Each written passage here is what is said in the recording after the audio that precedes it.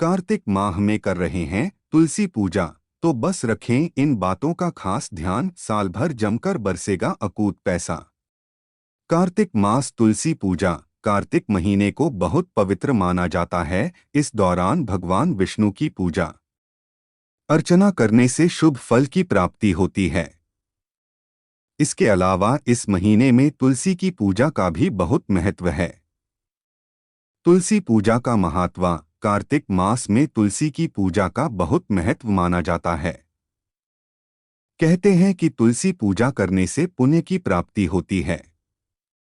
शास्त्रों में कार्तिक महीने को बहुत पवित्र माना जाता है। इस दौरान भगवान विष्णु की पूजा अर्चना करने से शुभ फल की प्राप्ति होती है। इस दौरान भगवान विष्णु योग निद्रा से जागते हैं। इसके बाद से ही सभी शुभ कार्यों की शुरुआत होती है। इस दौरान तुलसी पूजा से जुड़ी कुछ गलतियां करना बेहद अशुभ माना जाता है। कार्तिक माह में कैसे करें तुलसी पूजा?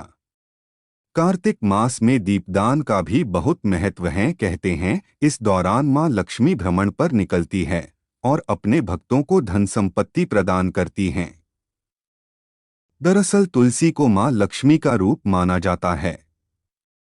कहते हैं कि इसलिए इस महीने में तुलसी पूजा को महत्व दिया जाता है।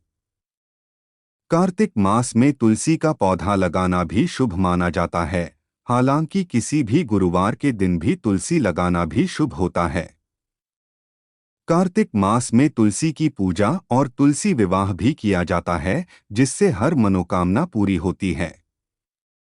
इसके साथ ही धन लाभ के योग भी बनते हैं। कार्तिक मास में रोजाना सुबह तुलसी के पौधे में जल देना शुभ होता है।